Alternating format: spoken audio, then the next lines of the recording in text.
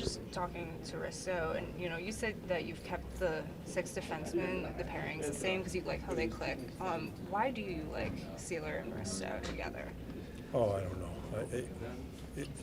I just like the way the pairs have played. We also talked to Cam York, and he talked about just the fact that he's become, over the last month, more comfortable on the right side. He's learning it. What have you seen recently from his game? Obviously, he got off to the great start once the call-up, but do you feel like he's settled in? Yeah, I think he's played and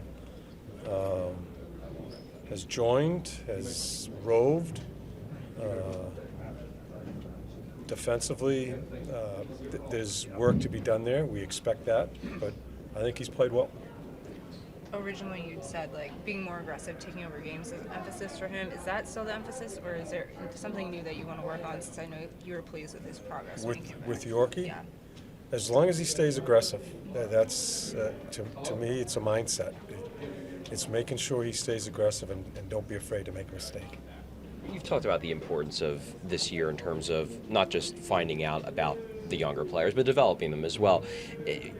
When the team starts winning, does it become easier to develop them, or does it add a different challenge because then they might take chances that they maybe shouldn't be taking? Well, I think it's what we watch. It's not so much under the heading of development. It's watching how your team handles a little bit of success. So to me, it's flat line. Even when we were losing, I told you guys we can't get 2 down. We've been able to win a few games here, but it's just about going to work every day and going about your business the right way. So it's not really development. It's basically a National Hockey League team trying to find its way through an 82-game season. You've spoken throughout the season about the importance of the team understanding momentums, and you talked about it a little bit yesterday. But in this stretch where the team has been winning, have you noticed that they've started to understand those swings in the game at all? No. How much does that concern you, I guess, long term about? Yeah, well, I'm not in a panic mode about it, but we're going to have to learn that part of the game when we become more of a consistent team. You become more of a consistent team, you start playing more important games. And the higher the stakes are, trying to get in, and maybe if you do get in, when we ever have that opportunity to get in, playoff games is so much more of a magnitude of those swings in games. I don't think we have a clue. And it's to be expected.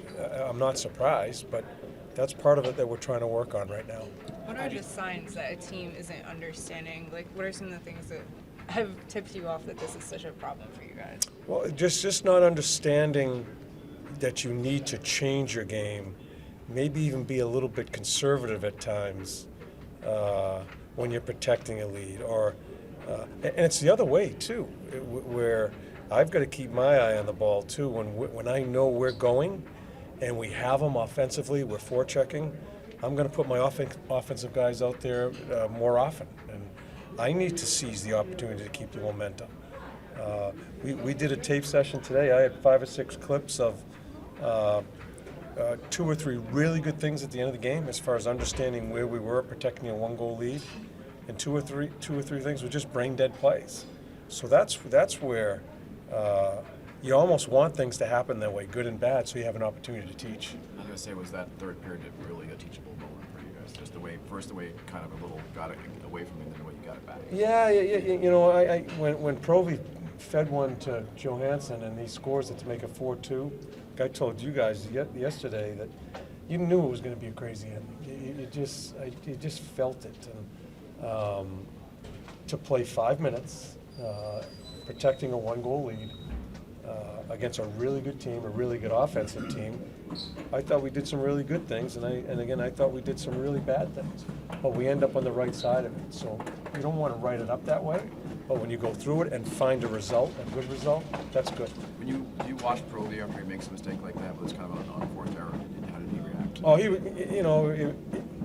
he thought it was Yorkie, and it's a great pass. It's just to the wrong stick. But he thought it was Yorkie, so I didn't say one word to Provy. No one needed to. Right. Provy and I kind of caught eyes when the game was over, when we scored the empty net goal, kind of caught eyes, and he was kind of giggling about, and I know what he was kind of smiling about was that play.